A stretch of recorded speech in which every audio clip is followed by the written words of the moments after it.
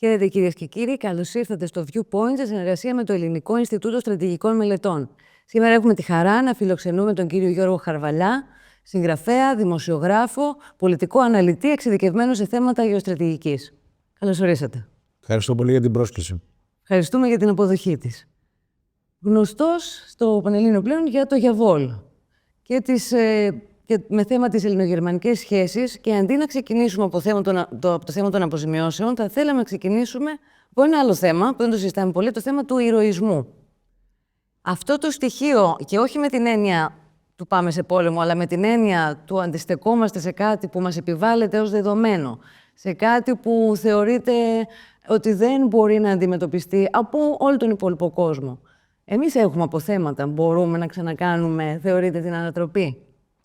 Είναι πολύ σωστή η ερώτησή σας, γιατί πολύ φοβούμαι ότι ο ηρωισμός ως έννοια σταμάτησε κάπου στο έπος της Αλβανίας. Από εκεί και πέρα, ξέρετε, και οι εξελίξεις και τα γεγονότα οδήγησαν σε έναν εκφυλισμό των εθνικών ανακλαστικών. Ηρωισμός και ανδρεία, εγώ πιστεύω ότι υπάρχει ακόμη στον Έλληνα. Δεν υπάρχει όμως η έννοια του εθνικού φρονήματος όπως υπήρχε σε παλαιότερες γενιές, στις γενιές που σας ανέφερα.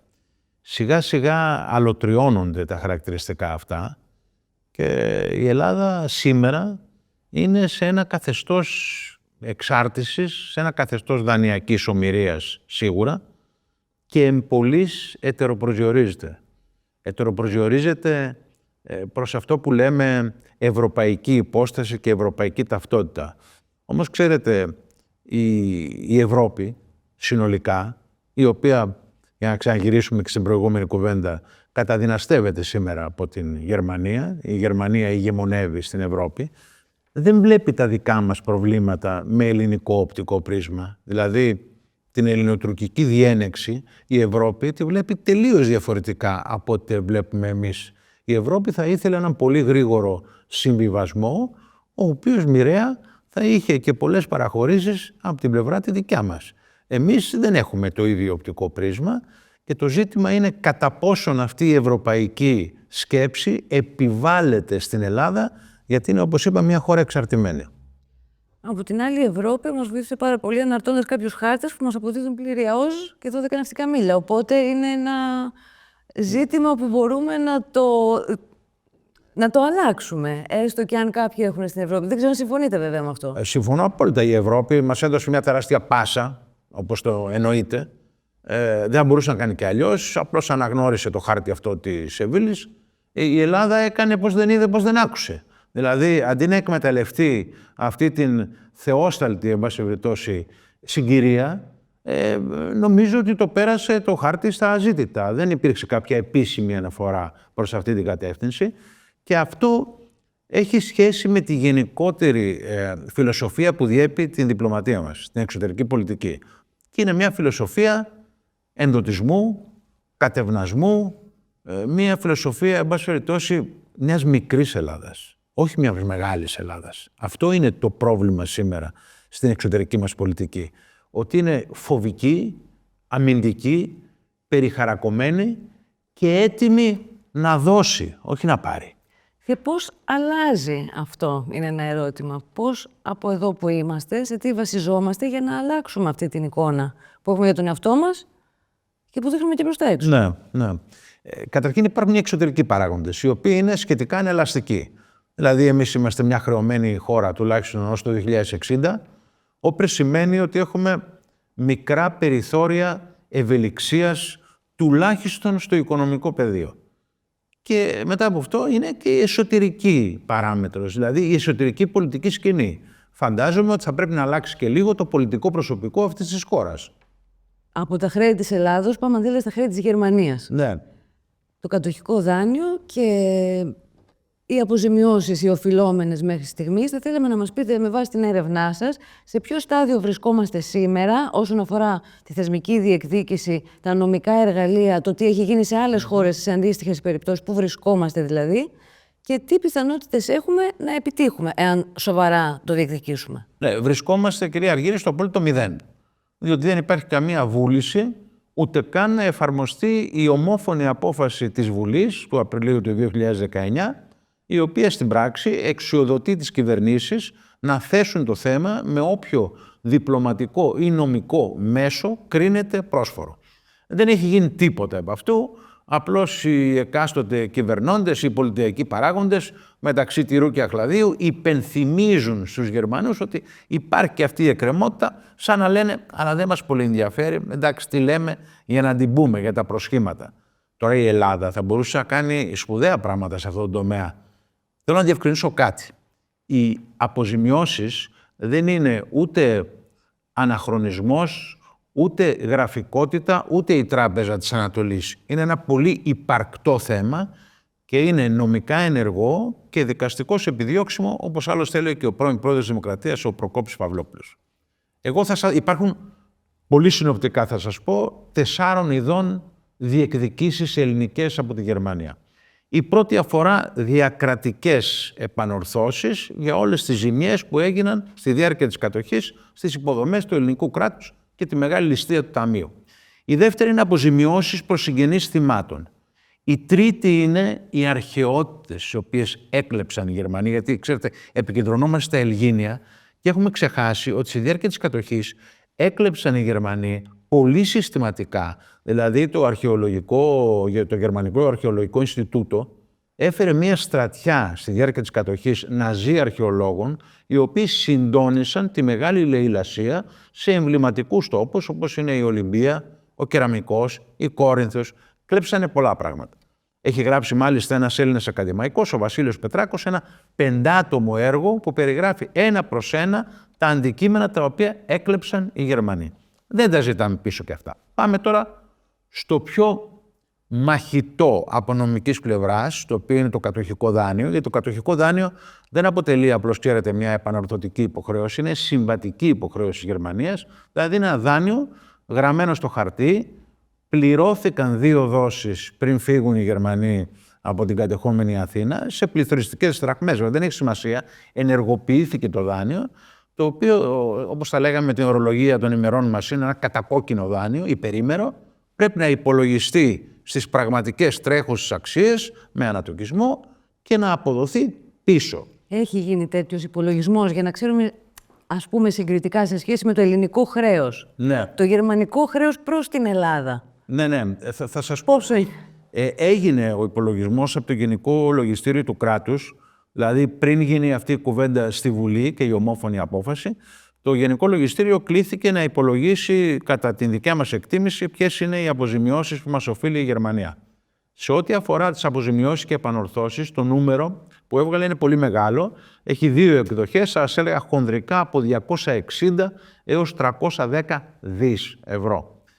Σε ό,τι αφορά το κατοχικό δάνειο, κατά την προσωπική μου εκτίμηση και πολλών άλλων, έγινε μια εντός εισαγωγικών έκπτωση, μια υποεκτίμηση της αξίας του, γιατί είναι μια πολύ σύνθετη έννοια το κατοχικό δάνειο και μπλέκει μέσα και το clearing και άλλες παραμέτρους, υπολογίστηκε στα 10,3 δις.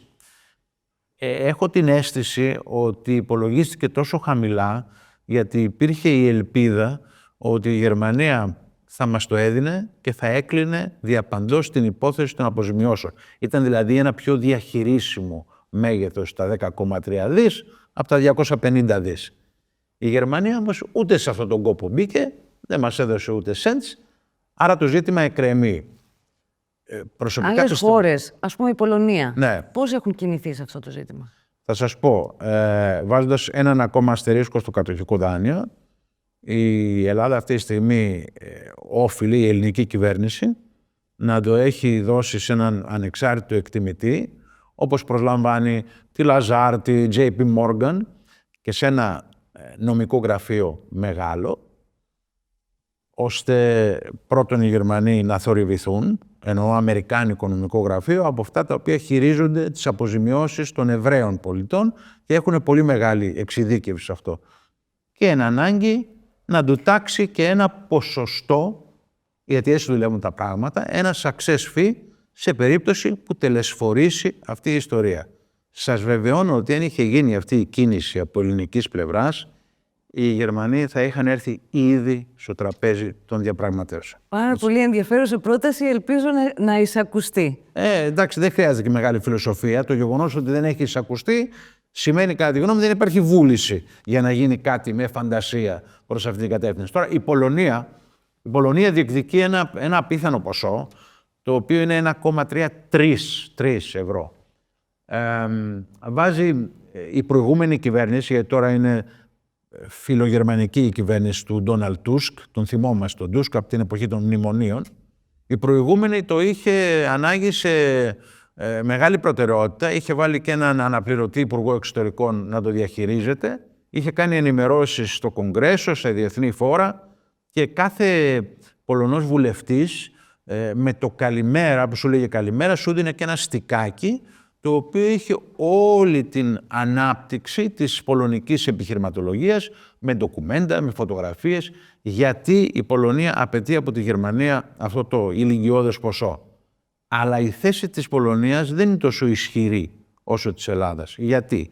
Γιατί η Πολωνία στη δεκαετία του 50 με σοβιετική πίεση αναγκάστηκε και παραιτήθηκε των αποζημιώσεων. Βέβαια, λέει η πολωνική κυβέρνηση σήμερα ότι μας ανάγκασαν οι Σοβιετικοί, δεν ισχύει αυτή η παρέτηση. Εν πάση περιπτώσει, υπάρχει μία παρέτηση.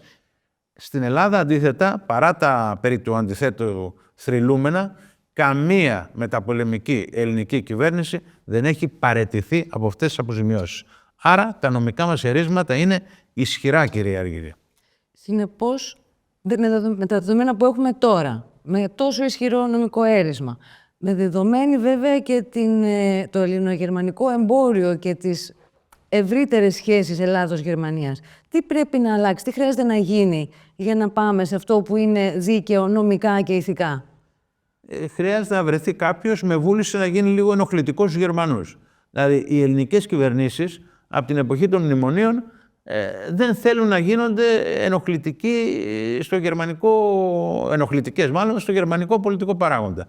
Αν δεν υπάρχει η βούληση και λίγο να ρισκάρεις και λίγο να γκρινιάξεις και λίγο να σε στραβοκοιτάξουν, καταλαβαίνετε, δεν πρόκειται να γίνει τίποτα. Δηλαδή, το βλέπετε αυτό και από το βιβλίο της κυρίας Μέρκελ, το οποίο δεν κάθισα να το ξεψαχνίσω, γιατί δεν έχει καταρχήν στοιχεία αυτοκριτικής, που θα έπρεπε να έχει, γιατί ξέρετε, η κυρία Μέρκελ είναι υπεύθυνη για πολλά από τα δεινά τα οποία συμβαίνουν στην Ευρώπη σήμερα, με κύριο πρώτο και καλύτερο το λαθρομεταναστευτικό. Αυτή άνοιξε τις πύλες με τα Willkommen και ελάτε, σας καλωσορίζουμε κλπ.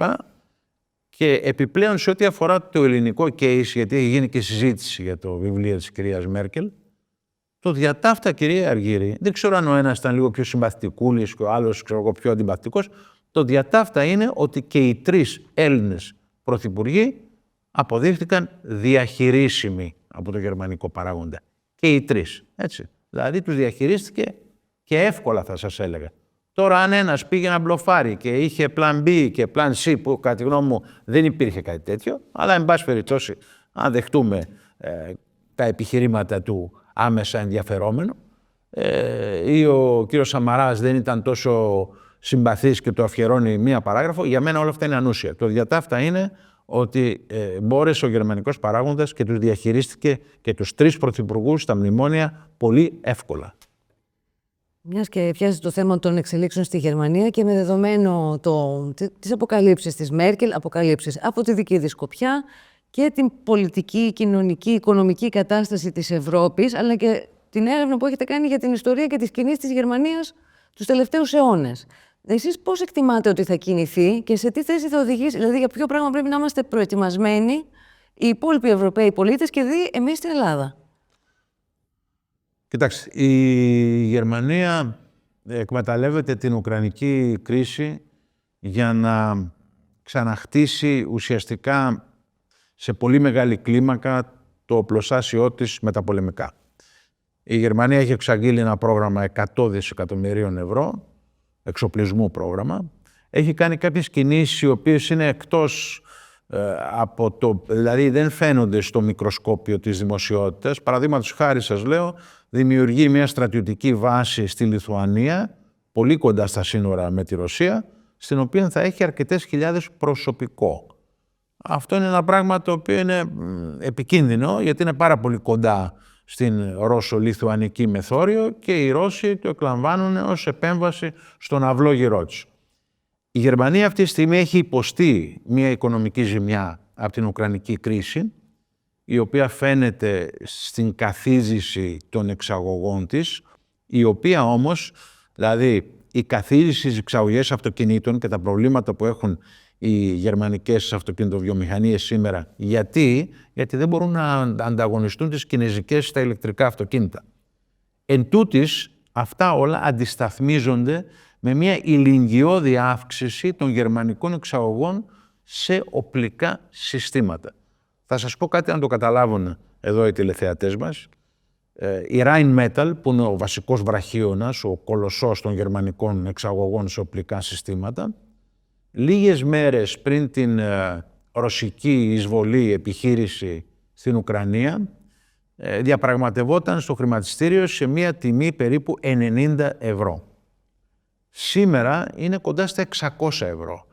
Καταλαβαίνετε τέτοιες επιδόσεις, ούτε κρυπτονόμισμα, ούτε η Τέσλα του Elon Musk δεν έχει τέτοιες επιδόσεις. Οπότε η Γερμανία ναι μεν υφίσταται καθίζηση στις εξαγωγές, αλλά ποντάρει πάρα πολύ στα οπλικά. Και αυτό είναι κάτι το οποίο εμένα με ανησυχεί, γιατί έχει μια περιοδικότητα η έκφανση αυτού του γερμανικού μιλιταρισμού, ξέρετε, στην ιστορία. Το έχουμε δει. Ας ευχηθούμε ότι δεν θα ξαναδούμε πράγματα που έχουμε ξαναδεί. Ναι. Μιλώντας για ιστορία, έχετε περιγράψει πολύ γλαφυρά στο βιβλίο την αναλογία Γερμανίας και Τουρκίας ιστορικά και την κοινή φιλοσοφία πίσω από αυτές τις δύο χώρες με το ζωτικό χώρο και όλα αυτά. Θα μπορούσατε να μας εξηγήσετε στο τώρα που είμαστε αυτή η αναλογία τι πρέπει να μας λέει εμάς? Δεν την είδατε την κυρία Μπέρμποκ προχθές, πριν λίγες μέρες, με τον κύριο Φιντάν παρέα, όπου είπε ότι είναι πολύ παραγωγικός ο ρόλος της Τουρκίας στη Συρία, η Γερμανίδα Υπουργός Εξωτερικών. Λοιπόν, κοιτάξτε, αυτές οι δύο χώρες έχουν παραδοσιακά αγαστές σχέσεις και νομίζω ότι και τα δύο έθνη έχουν καλές σχέσεις από την εποχή του Κάιζερ Γουλιέλμου, έτσι, από την εποχή του Πρώτου Παγκοσμίου Πολέμου. Σας θυμίζω ότι ο στρατός των Νεότουρκων οργανώθηκε από Γερμανούς αξιωματικούς της αυτοκρατορικής τότε Γερμανίας, οι οποίοι συντόνισαν και τους διωγμούς των Αρμενίων. Δηλαδή οι εκτοπίσεις και τα πογκρόμ των Αρμενίων έγιναν από Τούρκους, αλλά οργανώθηκαν από Γερμανούς αξιωματικούς.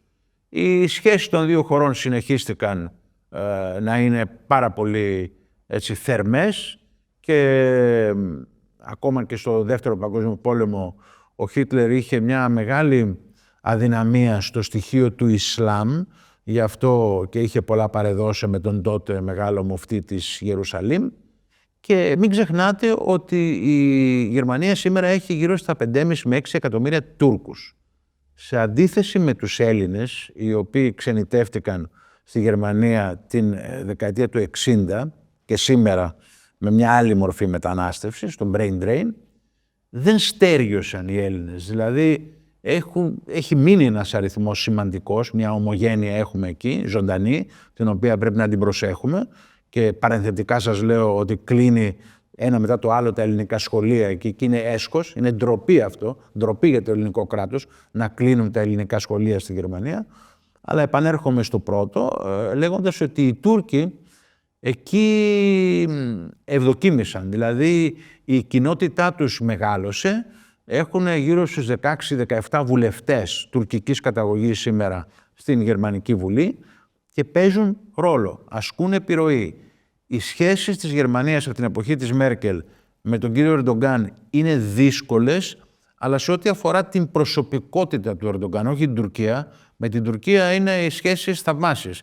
Ο Ερντογκάν τους δυσκόλευε γιατί είναι ένας ηγέτης, ο οποίος πατάει πολύ καλά στα πόδια του και προάγει τα συμφέροντα της Τουρκίας με τρόπο ομό και κοινικό, ο οποίος ενδεχομένως ενοχλεί τους Γερμανούς. Το θέμα είναι πώς επηρεαζόμαστε εμείς και πώς πρέπει εμείς να λειτουργήσουμε σε αυτό το πλαίσιο. Και ιδιαίτερα στα Βαλκάνια. Θα επανέλθουμε στο θέμα της ελληνικής ομογένειας ως ένα αυτόσιο κεφάλαιο. Αλλά θα ήθελα να μου εξηγήσετε και από τη μελέτη για το βιβλίο, αλλά και από την υπόλοιπη δημοσιογραφική και ερευνητική εμπειρία, Στα Βαλκάνια η Ελλάδα θα μπορούσε να παίξει ένα ρόλο γεωστρατηγικού πυρήνα ή γεφυρωτή, δεδομένης και της γεωγραφίας της και των ιστορικών ερισμάτων, πολιτισμικών και της οικονομίας. Ναι. Τι μπορούμε εμείς να κάνουμε, δηλαδή, σε αυτό το παράθυρο? Το συζητούσαμε και πριν ξεκινήσει η εκπομπή αυτό. Ξέρετε, η Ελλάδα έπαιζε αυτό το ρόλο. Δηλαδή, στη δεκαετία του 90, η Ελλάδα ήταν μία μικρή περιφερειακή δύναμη στα Βαλκάνια. Είχε τηλεπικοινωνίες σε όλες τις βαλκανικές χώρες, είχε τράπεζες, είχε επιχειρηματικότητα και να σας πω και κάτι, λίγο πριν την είσοδο του ευρώ, η δραχμή ήταν ένα είδος σκληρού νομίσματος στα Βαλκάνια, μην το ξεχνάμε αυτό.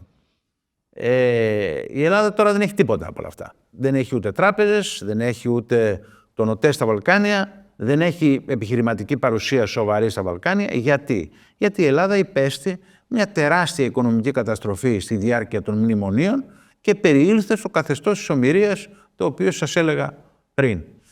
Δεν έχει δηλαδή καύσιμα, δεν έχει δυνατότητες για να παίξει αυτό το ρόλο, τον οποίο σωστά, ας πούμε, προδιαγράψατε, μιας περιφερειακής δύναμης στα Βαλκάνια, διότι οι αριθμοί μιλούν από μόνοι τους. Ξέρετε, η Ελλάδα γύρω στο 2000, το ΑΕΠ το ελληνικό ήταν μεγαλύτερο από όλων των βαλκανικών χωρών.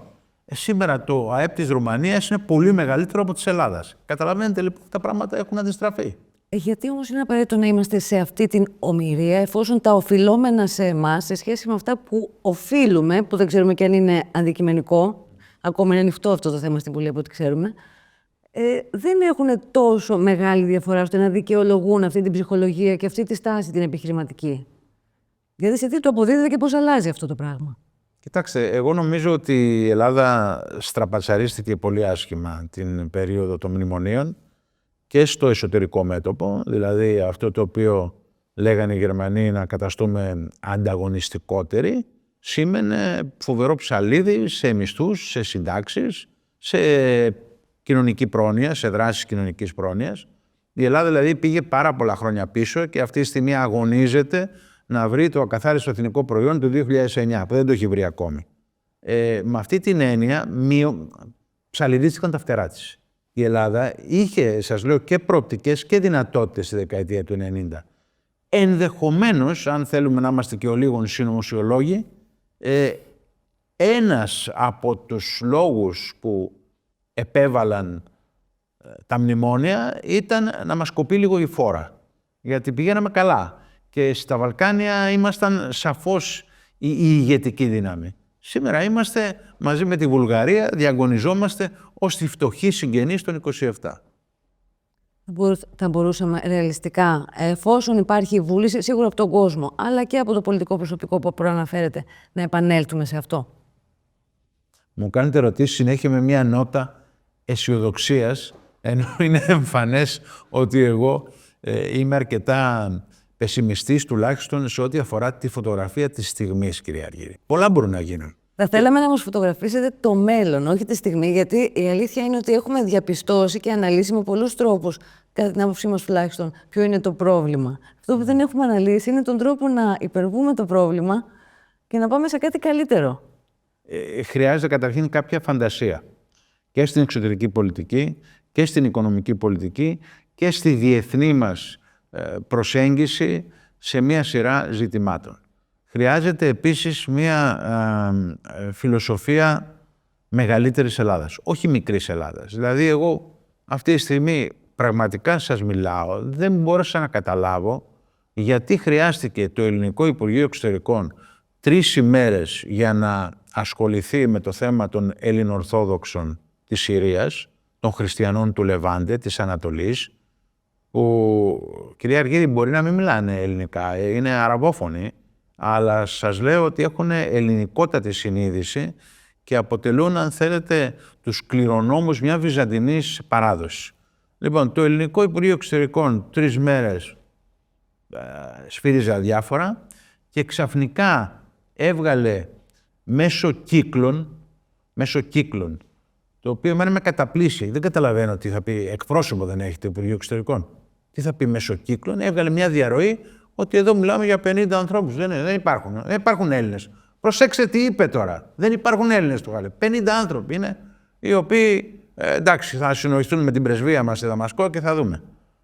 Μα είναι δυνατόν όταν υπάρχουν μια κοινότητα, δηλαδή αν δει κάποιος θρησκευτικές γιορτές στη Μέση Ανατολή, σας λέω ότι γίνονται με πολύ μεγαλύτερη κατάνοιξη και με πολύ μεγαλύτερο συμβολισμό από ό,τι γίνονται στην ηπειρωτική, στη σημερινή Ελλάδα. Είναι άνθρωποι οι οποίοι πραγματικά τη θρησκεία τη σέβονται, είναι κοινότητες οργανωμένες και πολυπληθέστατες. Οι 50 αυτοί Έλληνες μπορεί να είναι 50 Έλληνες υπήκοοι που να βρεθήκαν στο Χαλέπι για διάφορους λόγους. Αλλά το να αγνοεί το Ελληνικό Υπουργείο Εξωτερικών την ύπαρξη εκατοντάδων χιλιάδων χριστιανών Ελληνοορθόδοξων με ελληνική ή ελληνίζουσα συνείδηση, το θεωρώ τραγικό. Πώς θα πάμε? Μετά δυσκολεύομαι να απαντήσω σε ερωτήσεις. Επειδή γράψατε για αυτό το θέμα, και μάλιστα το άρθρο λέγεται «Επιτέλους κάντε κάτι για τους χριστιανούς στο Χαλέπι», αυτοί οι άνθρωποι που τους έχουμε δει και στο X να αυτοπροσδιορίζονται ως ελληνικής συνείδησης και καλούν την Ελλάδα, μας δίνουν κάποιο έρισμα εμάς στην περιοχή? Πρέπει να ασχοληθούμε με την περιοχή της Συρίας με τρόπο υποφελή για αυτούς, για εμάς και για την κατάσταση στη Μέση Ανατολή? Καταρχήν, στο βαθμό που ασχολείται έτσι όπως ασχολείται η Τουρκία... Δεδομένου ότι έχουμε τη βούληση να το κάνουμε πάντοτε. Ναι, ήδη έπρεπε να έχουν ενεργοποιηθεί κάποια ανακλαστικά. Αλλά όταν έρχονται αυτοί οι άνθρωποι οι ίδιοι και σε παρακαλούν να βγάλεις μια ανακοίνωση, να κάνεις μια παρέμβαση, δεν λέω ότι η Ελλάδα είναι σε θέση αυτή τη στιγμή να στείλει εκστρατευτικό σώμα εκεί, αλλά θα μπορούσε να ζητήσει μια επίγουσα σύγκληση κάποιου ευρωπαϊκού οργάνου και να πει, ρε παιδιά, ένα λεπτό, τι γίνεται εκεί πέρα? Μήπως πρέπει να υπάρξει μια πολυεθνική δύναμη για την προστασία αυτών των ανθρώπων? Αυτό είναι το στοιχειώδες. Ειλικρινά δεν μπορώ να καταλάβω γιατί δεν το κάνουμε. Υποψιάζουμε ότι δεν θέλουμε να γίνουμε ενοχλητικοί πάλι σε κάποιους. Στην Τουρκία, στον αμερικανικό παράγοντα, ειλικρινά δεν έχω την απάντηση. Με αφορμή όμως τους Έλληνες του Λεβάντε, τους αυτοπροσδιοριζόμενους, δεν ξέρουμε αν είναι καταγωγής ή συνείδησης, ας μιλήσουμε λίγο για τους Έλληνες όλου του κόσμου. Πέρα από τις ομογένειες, στην Βορειοήπειρο, στην Ουκρανία, στη Ρωσία, στην Τουρκία, στον Πόντο, Βουλγαρία, τη διασπορά σε όλη την Ιφίλιο ουσιαστικά. Όλοι αυτοί οι άνθρωποι που νιώθουν τόσο κοντινούς δεσμούς με την Ελλάδα και που αριθμητικά δεν ξέρω, ίσως ξεπερνάνε και τον πληθυσμό της Ελλάδας. Και πέρα από αυτούς οι άνθρωποι που θεωρούν ότι έχουν κληρονομιά ελληνική σε όλη τη Μεσόγειο, στην Νότιο Ιταλία, στη Μασσαλία. Αυτό μπορεί να αξιοποιηθεί σύμφωνα με την δική σας μελέτη, την παρελθοντική με τις ομογένειες και τους Έλληνες του κόσμου? Και μπορεί και θα έπρεπε. Αλλά όταν αφήνουμε εδώ την ομογένεια της Γερμανίας χωρίς σχολεία, καταλαβαίνετε ότι στην ουσία σπρώχνουμε τις δεύτερες, τρίτες γενιάς των παλαιότερων μεταναστών, δεν μιλάω για τους σημερινούς του brain drain, οι οποίοι ελπίζω ότι κάποια στιγμή θα επιστρέψουν. Οι παλιότερες γενιές λοιπόν δεν μαθαίνουν ελληνικά. Τι σημαίνει αυτό? Σημαίνει ότι και στην Αμερική σημαίνει το ίδιο. Ότι δεν μπορούν να διαβάσουν, δεν μπορούν να παρακολουθήσουν τα τεκτενόμενα στην Ελλάδα παρά μόνο από ξένες πηγές. Και στην ουσία η γλώσσα είναι ένα στοιχείο που προσδιορίζει την εθνικότητα. Τώρα ας μην κοροϊδευόμαστε. Δηλαδή η τέταρτη γενιά θα είναι απολύτως Γερμανοί ή απολύτως Αμερικανοί αντίστοιχα. Η συνείδηση έχει να κάνει σε μεγάλο βαθμό και με την εκμάθηση της γλώσσας.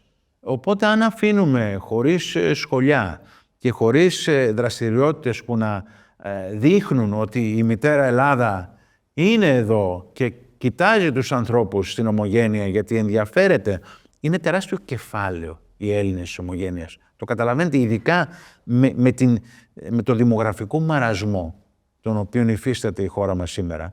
Το να υπάρχει μια ακμάζουσα ομογένεια σε διάφορες χώρες, έτσι, μπορεί να είναι από την Αμερική μέχρι την Αυστραλία και στην Αυστραλία έχουμε πολύ ζωντανή και πολυπληθή ελληνική κοινότητα.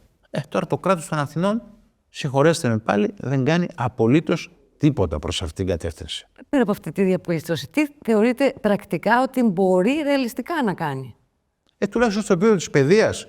Στο επίπεδο της παιδείας, ας βρει τα λεφτά, δεν ξέρω από πού, να φτιάξει ένα ελληνικό σχολείο στη Γερμανία. Είναι δυνατόν να κλείνει το ελληνικό σχολείο στη Γερμανία για να μην φορολογηθούν οι τράπεζες? Τι λέτε τώρα? Με συγχωρείτε, κύριε Αργύρη, σας δίνω και τον τρόπο. Σας δίνω και τον τρόπο. Φορολογήστε τις τράπεζες και φτιάξτε σχολεία για την ομογένεια. Καλοδεχούμενο, ως πρόταση. Θα θέλαμε τώρα να πούμε, γενικά, μιλήσαμε πολύ για τις παθογένειες του πολιτικού συστήματος και βλέπουμε και έναν κατακαιρματισμό και στα δεξιά και στα αριστερά. Αρχικά, το είπαμε και off camera, είναι το ερώτημα, έχει νόημα πια η δεξιά και η αριστερά? Και κυρίως αυτό που θα γίνει στο μέλλον, που βλέπετε ότι κυοφορείται στο ελληνικό πολιτικό σύστημα, αυτό που θέλει ο λαός και δεν βλέπει ώστε να συμμετέχει. Τι εκτιμάτε ότι θα είναι ως πολιτικός αναλυτής πλέον? Είναι πολύ ωραία η ερώτησή σας. Την έχω απαντήσει βέβαια στον πρόλογο του βιβλίου μου, που γράφω ότι δεν υπάρχει πλέον κάθετος άξονας διαχωρισμού μεταξύ δεξιάς και αριστεράς. Υπάρχει μια οριζόντια γραμμή. Στο πάνω μέρος του κλάσματος είναι οι εθνομηδενιστές, οι γκλομπαλιστές, οι ούλτρα νεοφιλελεύθεροι, οι οποίοι ισοπεδώνουν τα πάντα στο όνομα του χρήματος και του καπιταλισμού. Και στο κάτω μέρος του κλάσματος είναι οι άνθρωποι οι οποίοι αγαπάνε την πατρίδα τους, συντηρούν τις αξίες και τις παραδόσεις και θα μπορούσα να τους ονομάσω συντηρητικούς χωρίς κανένα ίχνος ενοχής ή ντροπής. Αυτό έχει πλέον δεξιό και αριστερό πρόσημο, αυτό που βλέπουμε να γίνεται όχι μόνο στην Αμερική, πλέον σε όλη την Ευρώπη. Ναι, το βλέπουμε στην Αμερική, στην Ευρώπη. Περιμένω με αγωνία να δω εγώ τα πρώτα δείγματα γραφής του Ντόναλντ Τραμπ όταν ορκιστεί πρόεδρος στις 20 Ιανουαρίου και εύχομαι να μην υπάρξουν και περαιτέρω νάρκες προς αυτή την πορεία, γιατί ξέρετε, έγραφα προημέρων ότι οι εβδομάδες αυτές είναι δύσκολες γιατί κάποιοι επιχειρούν να ναρκοθετήσουν το έδαφος πριν την ορκομοσία, δημιουργώντας τετελεσμένα. Πού δημιουργούν τετελεσμένα? Δημιουργούν στην Ουκρανία, εσκάτως δημιουργούν και στη Συρία τετελεσμένα. Γιατί άνθρωποι που έχει βάλει ο Τραμπ σε θέσεις κλειδιά είναι πολύ, θα σας έλεγα, φιλοκούρδοι και πολύ επιφυλακτικοί προς το ριζοσπαστικό Ισλάμ. Τι γίνεται σήμερα στη Συρία? Καταλαμβάνει θέσεις στο ριζοσπαστικό Ισλάμ μέσα στη Συριακή επικράτεια. Δημιουργεί δηλαδή τετελεσμένα. Αυτό είναι κάτι που κάπως με τρομάζει. Υπάρχει όμως σίγουρα ένας άνεμος ανάτασης στην Αμερική, υπάρχει και στην Ευρώπη. Εμείς ακολουθούμε πάντα με κάποια καθυστέρηση. Θεωρείτε ότι θα επηρεάσει μεσοπρόθεσμα ή βραχυπρόθεσμα το ελληνικό τοπίο αυτή η αλλαγή ευρωπαϊκή? Ναι, δεν γίνεται να μην το επηρεάσει. Θα το επηρεάσει και η αμερικανική αλλαγή. Ξέρετε, όχι, μην τα βλέπουμε όλα στο δικό μας μικρό κόσμο. Ειλικρινά δεν μπορώ να σας πω αν η προεδρία Τραμπ θα είναι καλύτερη από την προεδρία, Biden-Bidenόπουλου για τα στενώς εννοούμενα ελληνοτουρκικά, ας πούμε, ζητήματα. Μπορώ να σας πω όμως ότι υποψιάζομαι πως θα είναι πολύ καλύτερη για τον πλανήτη ολόκληρο. Γιατί τουλάχιστον σύμφωνα με τις μέχρι τώρα ενδείξεις, ο Τραμπ θα επιχειρήσει να κλείσει γρήγορα αυτή την πληγή της Ουκρανίας και ταυτόχρονα θα έχει και μία πιο, αν θέλετε, επιφυλακτική στάση απέναντι στο μεγαλοειδεατισμό της Γερμανίας. Νομίζω λοιπόν ότι το αλγευρικό πρόσημο μιας προεδρίας Τραμπ, ασχέτως αν στο δικό μας μικρό κόσμο δεν μπορούμε να πούμε πώς προδιαγράφεται, εγώ πιστεύω ότι το πρόσημο θα είναι θετικό γενικά. Και στην Ευρώπη βλέπουμε αλλαγές. Βλέπουμε μια Μελώνη η οποία ξεκίνησε από μια σκληρά εθνοκεντρική πατριωτική ατζέντα. Είναι βέβαια μια πολιτικός με υψηλό δείκτη ρεαλισμού, ξέρει να προσαρμόζεται. Δηλαδή έχει αφήσει το Σαλβίνι να είναι πιο φιλορώσος στις δηλώσεις του ως προς το Ουκρανικό και η ίδια εμφανίζει μια νομιμοφροσύνη προς το ΝΑΤΟ. Το κάνει σκοπίμως αυτό. Το κάνει σκοπίμως γιατί ξέρει ότι κάποιες ισορροπίες πρέπει να τηρούνται. Παρ' όλα αυτά έχει χτίσει μια δημοτικότητα σε αντίθεση με αυτό που περίμεναν κάποιες αγορές, κάποιοι κύκλοι κλπ. Η Ιταλία αυτή τη στιγμή πατάει μια χαρά στα πόδια της και είναι νομίζω και ένα παράδειγμα που πρέπει να αρχίσει να προβληματίζει και εμάς. Ξεκινήσαμε με το θέμα του ηρωισμού και επιμένουμε και θα θέλαμε να καταλήξουμε με το πρόσημο της ελπίδας. Τι είναι αυτό που σύμφωνα με την ιστορική σας έρευνα, υπάρχει μέσα στον πυρήνα του ελληνισμού, στην ταυτότητα του ελληνισμού, από το οποίο μπορούμε να αντλήσουμε δύναμη για να ξαναγράψουμε ιστορία, για να αλλάξουμε την κατάστασή μας, ουσιαστικά για να αποδείξουμε ότι μπορούμε να συνεχίσουμε μια τόσο μακραίωνη παράδοση. Και η Ελλάδα έχει, οι Έλληνες σαν έθνος έχουν μια περιοδικότητα. Η Ελλάδα έχει την μοναδική ικανότητα να αναγεννάται από την τέφρα. Ελπίζω όμως αυτή τη φορά να μην φτάσουμε στην τέφρα για να γίνει η αναγέννηση. Θα είναι κάτι καθόλου ευχάριστο. Συνεπώς, τι είναι αυτό από το οποίο τουλούμε δύναμη? Αυτό θα θέλαμε να μας πείτε. Δηλαδή, αν εντοπίζατε ένα στοιχείο στον πυρήνα ή μερικά στοιχεία στον πυρήνα του ελληνισμού, ποια θα ήταν αυτά? Σας το είπα ότι ο Έλληνας φαίνεται να αντλεί δύναμη από την καταστροφή. Έχει φανεί αυτό στη διάρκεια της ιστορίας πολλές φορές.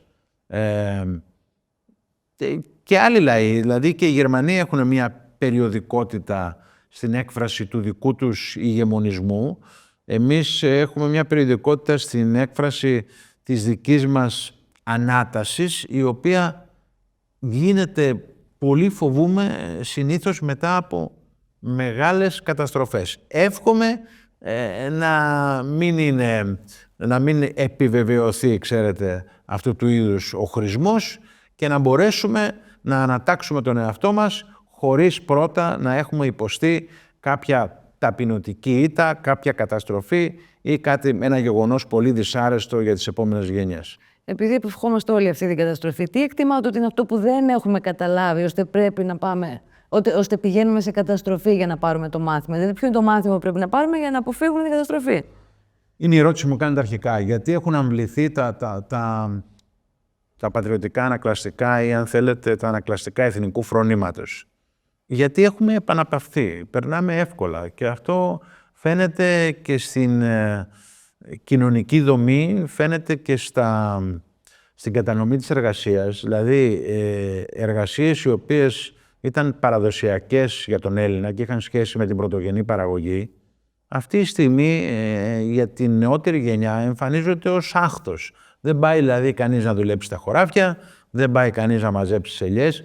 Αυτό είναι ένα στοιχείο που δείχνει ακριβώς την αλωτρίωση. Έχουμε μάθει λίγο στα εύκολα και πλέον, αφού φάγαμε και την καρπαζιά των μνημονίων, αρκούμεθα και στα ολίγα. Όχι μόνο στα εύκολα, στα ολίγα. Δηλαδή, παίρνει αυτό το μισθό των 600-700 ευρώ ο μέσος Έλληνας νέος και το αντέχει. Δηλαδή, προχωράει έτσι. Αυτό δεν είναι καλό σημάδι. Γιατί συνέβη αυτό, θεωρείτε? Και θα σας έλεγα, απαντώντας στην ερώτηση, ότι κάποιοι οι οποίοι δεν το αντέχουν και δεν το ανέχονται αυτό, φεύγουν στο εξωτερικό. Δεύτερο κακό σημάδι. Δηλαδή, οι εγκέφαλοι, οι πιο καλοί επιστήμονες της Ελλάδος, γιατροί, ξέρετε πόσοι γιατροί αυτή τη στιγμή είναι στην Αγγλία, στη Γερμανία? Δηλαδή, το καλύτερο επιστημονικό κεφάλαιο της Ελλάδας μεταναστεύει. Είναι συμπτώματα παρακμιακά αυτά, είναι συμπτώματα ασύψης, δεν είναι συμπτώματα καλά. Με ρωτάτε πότε και πώς και με ποιες προϋποθέσεις θα γίνει η ανάταξη. Πέραν ενός ευχολογίου, λυπάμαι, δεν σας έχω την απάντηση αυτή τη στιγμή με τις παρούσες συνθήκες. Ωραία. Ας ολοκληρώσουμε λοιπόν με το βιβλίο και με αυτό το δίδαγμα, αν θέλετε να το αποκρισταλώσετε σε λίγα λόγια για αυτούς που ίσως δεν είχαν την ευκαιρία να το διαβάσουν ακόμα, τι είναι αυτό που πρέπει να κρατήσουμε και τι είναι αυτό στο οποίο αποδίδεται την επιτυχία για ένα ουσιαστικά ιστορικό πόνημα. Όπως έχετε πει, δηλαδή, δεν περιμένετε κι εσείς την έκταση που πήρε. Θα σας το πω και τη βλέπω την επιτυχία με τις παρουσιάσεις του βιβλίου, οι οποίες μαζεύουν ένα πλήθος ανώνυμων ανθρώπων που έχουν μια δίψα, θεωρώ, να ακούσουν ιστορικές αλήθειες, ειδικά για μια εποχή που δεν είναι και τόσο μακρινή, είναι η εποχή των παππούδων μας, έτσι. Λοιπόν, τουλάχιστον των δικών μου, όχι των δικών σας που είστε πολύ νεότεροι. Το λέτε. Αλλά θέλω να πω ότι αυτό το οποίο βλέπω είναι ότι υπάρχει κόσμος που θέλει να μάθει τι ακριβώς συμβαίνει με αυτό το κεφάλαιο των αποζημιώσεων. Είναι μια ιστορία την οποία επινοούν κάποιοι ψεκασμένοι, κάποιοι γραφικοί. Είναι μια ιστορία που έχει νομική ή διπλωματική βάση. Νομίζω ότι δίνω την απάντηση πολύ διεξοδικά με το βιβλίο και κυρίως με ό,τι δυνάμεις έχω μικρές, συνεισφέρω στην αφύπνιση συνειδήσεων. Ασκώ και με τις παρουσιάσεις σε όλη την Ελλάδα μία μικρή πίεση προς την πολιτική ηγεσία, γιατί υπάρχουν άνθρωποι στον ακαδημαϊκό χώρο, υπάρχουν μη ενεργοί πολιτικοί, δηλαδή όπως είναι αυτή τη στιγμή μη ενεργός εννοώ στον κοινοβουλευτικό χώρο, ο Κώστας ο Καραμανλής που υπογράφει τον πρόλογο του βιβλίου και ταυτίζεται με την άποψή μου ότι πρέπει να διεκδικηθούν άμεσα οι αποζημιώσεις. Υπάρχει ο Προκόπης ο Παυλόπουλος, αλλά από το ενεργό πολιτικό προσωπικό του σημερινού κοινοβουλευτικού φάσματος, πέραν κάποιων αρχικών δηλώσεων της κυρίας Κωνσταντοπούλου, δεν έχω δει κάποιον ο οποίος να πάρει σοβαρά το θέμα των αποζημιώσεων και να πιέσει την κυβέρνηση απλούστατα να εφαρμόσει την απόφαση της Βουλής. Ξέρετε, υπάρχει απόφαση ομόφωνη της Βουλής η οποία δεν εφαρμόζεται. Αυτό για μένα είναι εντυπωσιακό. Είναι αισιόδοξο πάντως ότι άνθρωποι από εντελώς διαφορετικούς πολιτικούς χώρους, το κοινό εθνικό συμφέρον που περιγράφεται διεξοδικά. Αστείευεσαι. Αυτό είναι ένα ζήτημα το οποίο ενώνει την αριστερά και τη δεξιά. Όπως ακριβώς η εθνική αντίσταση είναι ζήτημα όλων των Ελλήνων, δεν μονοπολείται και δεν ανήκει σε έναν ιδεολογικό ή κομματικό χώρο, έτσι ακριβώς και το ζήτημα των αποζημιώσεων είναι εθνικό ζήτημα. Θα μπορούσε να αποτελεί και λύση για όλα αυτά που συζητούσαμε πριν και να ζητούμε λύση. Τουλάχιστον, ναι, ένα είδος λύσης, ναι. Αν μπορούσαμε να πάρουμε, κυρία Αργύρη, έστω και ένα κλάσμα του ποσού το οποίο διεκδικούμε, καταλαβαίνετε ότι θα ήταν μια πάρα πολύ σπουδαία δημοσιονομική ένεση, αρκεί τα χρήματα τα οποία θα παίρναμε να γινόντουσαν αντικείμενο χρηστής διαχείρισης. Γιατί και αυτό είναι ένα πρόβλημα στην Ελλάδα. Ευχαριστούμε πάρα πολύ. Εγώ σε ευχαριστώ για τη φιλοξενία. Εδώ. Κυρίες και κύριοι, ευχαριστούμε πάρα πολύ για το χρόνο και την προσοχή σας.